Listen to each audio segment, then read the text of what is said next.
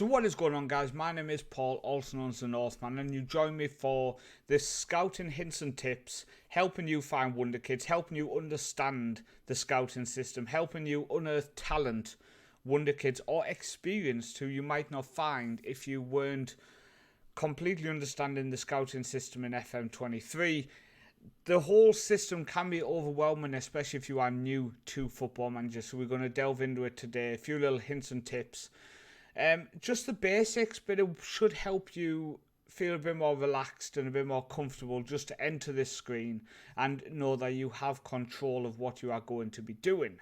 Now, I know you are all enjoying feasting on this beauty that is my bald head, but we are going to remove the webcam whilst we go through this just to help you see the whole screen, the whole picture, and then I'll come back at the end to smile and wish you all a fond farewell. So let's remove this face.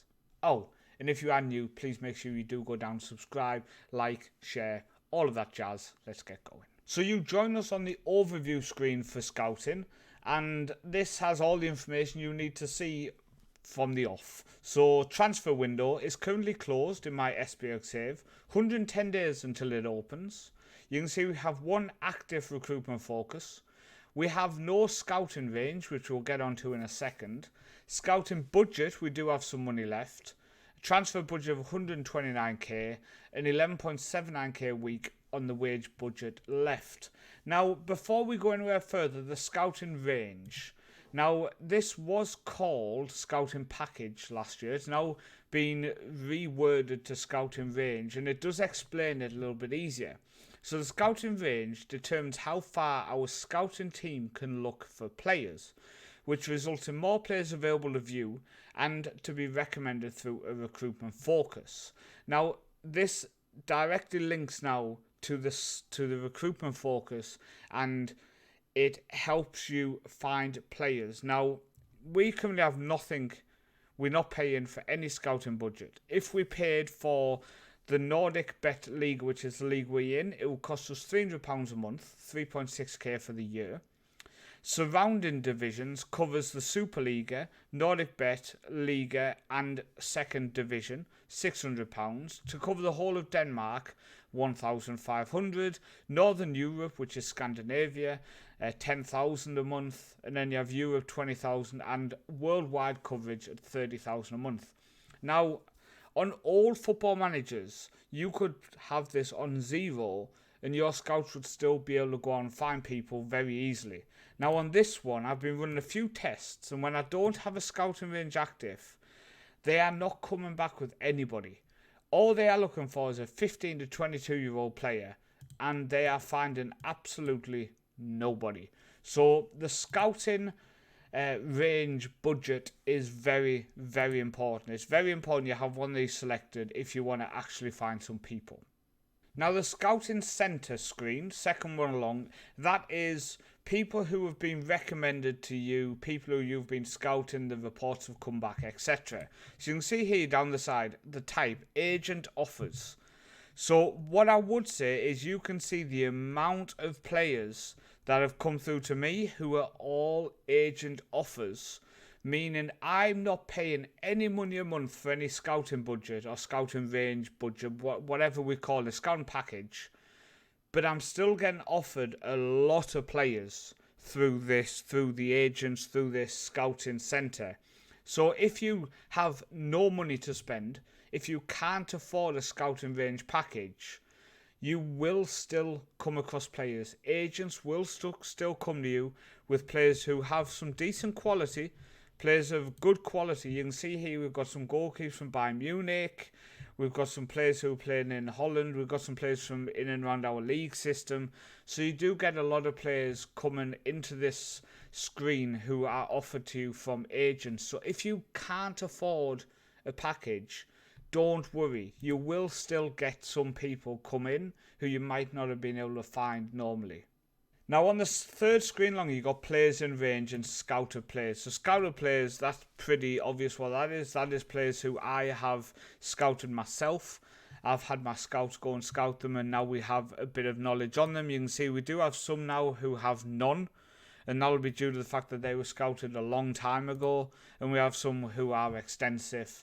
but they are players who we have scouted. And players in range are players who my team, be it from me, the owners of the club, the scouts, the coaches, these are all players who we have knowledge of. Now, this used to just be players in the game or whatever, and people didn't really understand exactly how this screen came to be. But in recent FMs, it's been explained better that these are players who your staff, you yourself, have knowledge of.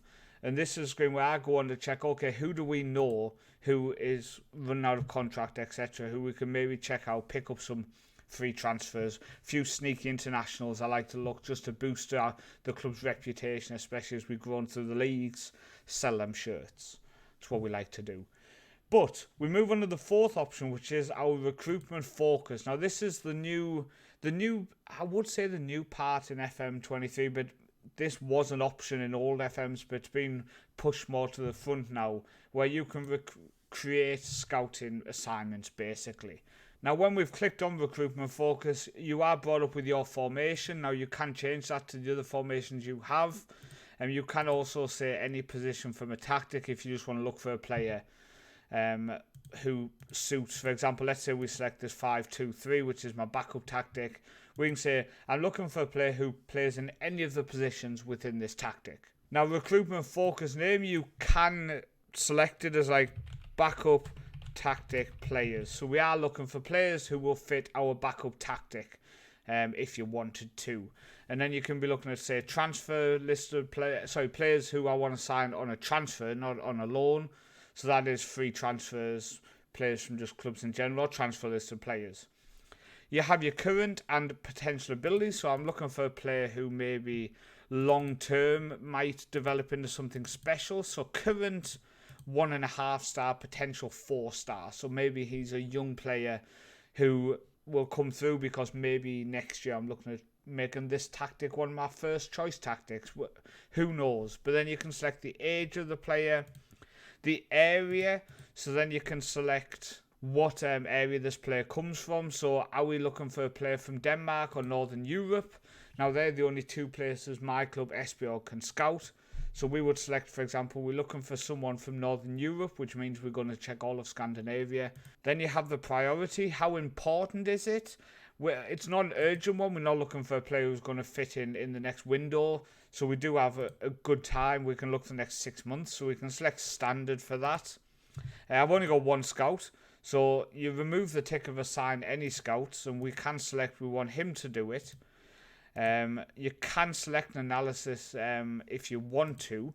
So we could say, let's just send Tommy over there. He's from Norway, might help. You never know. Further details, I want a player who is 6'5". I want an absolute giant. And I also want to make sure that he can speak Danish. And just so he can communicate with me as well, I want to make sure he can speak English as well. Then you select that confirm option. And there we go. That is now in your active recruitment focuses. Now, let's just quickly remove that since I want to use this save and continue playing. I don't want that to come out of my scouting budget. Now the next screen, you've got scouting coverage, and on this screen it basically lets you know how much knowledge you have of the world in general. So you can see here we currently have one scout who is checking anywhere basically, which is basically Northern Europe because that's all we can check. But you can go to your world knowledge and see where maybe you should be looking, because if you are quickly looking for a player, it's easier for you to find people in countries where that staff member has knowledge. So if I have a scout who has a lot of knowledge in North America, for example, then it would be quicker if I send him to North America to find a player because he already has knowledge of that. If we sent him to China, we have no knowledge of China at all, which means he first of all has to come to grips and understanding of the country. Now you have the regions down here, but you also have the nations option here. And what's interesting is you can actually click on them and it tells you why you have knowledge. So we have knowledge of Switzerland because of Thun, who are a affiliate club of ours. And we have knowledge of, it'll be Belgium, because we are owned by the same owners as this club. It says due to the scout, but it's actually we are. I'm going to check. I'm going to check as we're talking. This is live checking here. There we are. We are owned by the same owners as Ostende.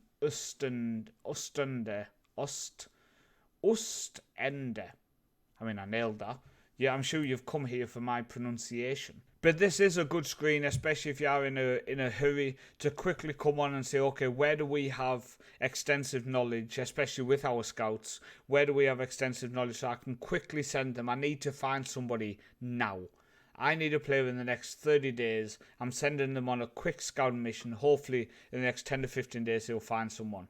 I mean, hopefully, you don't get to a situation where you have to do that.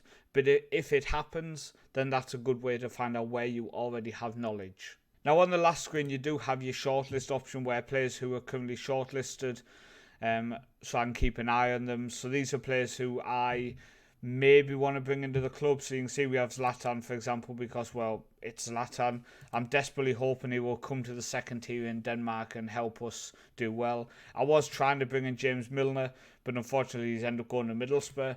I think he's only on 25,000 a week. I mean, I was going to offer him 1,000 and a house in Denmark. I can't believe he went to Middlesbrough instead of us. But that's a guide to the scouting centre itself. But what I want to do is give a couple of hints and tips on how you can maybe stumble across some wonder kids within Football Manager. Now, the next one is the little tip I'm going to give you for how I like to look for potential wonder kids in Football Manager. And it's all based around the continent of Africa. So we go into the world icon and we select Africa here. And I have some clubs and some countries I like to check out. Now, first off, it is the clubs. So you can see here down the left hand side you have the major clubs within Africa. And if you go under it, you can see you've got Egypt, Tunisia, Egypt, Morocco, South Africa. Fairly big countries, and the issues you've got here is a lot of these players will have high value. So if we go into this, for example, and we're just going to general information, we can't see about them, but they're all on quite high wages, 14.5k, 4k, 5k, etc. But if we work our way down, you start to get into like the likes of Ghana here. You've got a club here in the top 20 in Africa, a Ghanese club. Now, if you go under here, these players are on very low wages, £250 a week, £550 a week. And when you click on them, you can't say anything about them, but maybe this club is worth scouting. Maybe their starting 11 is worth checking out. So, for example, they've got a right back here. He's only 19 years old. He's been capped by Ghana's under-20s. And he's on £325 a week. There's a big chance you are picking this guy up for £500,000 or less. Quite a lot of the time, these players are going to end up costing you £20,000 to £100,000. And straight away you can see he's got good tackling, he's got good passing, he's got good first touch, good positioning, good determination, really good acceleration. This guy could end up being a good Championship Premier League quality player. You don't know, but you always have the 1 in 100 who turns out to actually be the next star of Ghana, who actually turns out to be the next captain of Ghana, the next captain of Ivory Coast, of Tanzania. You see here, you've got Tanzania side, Simba. So again, you go into the squad, go into the first team. Again, 90% of the teams on under £1,000 a week. Now remember to check down the ages. Now this is a squad with quite a lot of older players in, but you do have a couple there. You've got a 19-year-old wing back. So these are the type of players, okay, is he worth checking out? Maybe, maybe not. Now, I normally try to avoid the likes of South Africa, the likes of Egypt, because them players are on high wages.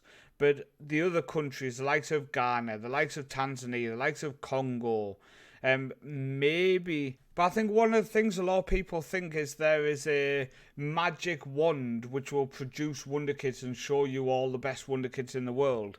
But there's nothing that beats stumbling across someone who maybe even the game doesn't think is going to be the world's best player, and you end up taking them to a Premier League club and they end up being one of the best players possible.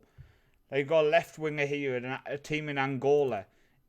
£100 a week he's on, and he's playing on the left of midfield, even though he's a left back. He's played 28 times for this club already.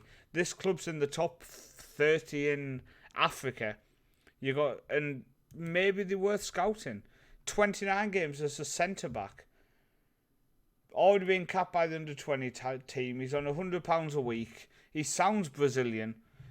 There's just some absolute gems you can stumble across from countries maybe you wouldn't assume are going to produce the players you need in your club. So hopefully that little tip of going to the major clubs, having a look through Africa, having a look through the under-20s of the national teams, checking out a few players, seeing if any stand out. Has anybody reached 100 games before the age of 20 for one of them big clubs, and he's in the under-20s of the national team and he's still only valued at 100k? Maybe you can pick them up. Maybe you can develop them into a regular national team player who becomes one of the best players in Africa. Maybe he wins African Player of the Year. These are tips which hopefully will help you enjoy and develop your football manager journey. I've been Paul Olsen, Northman, and I'll see you next time.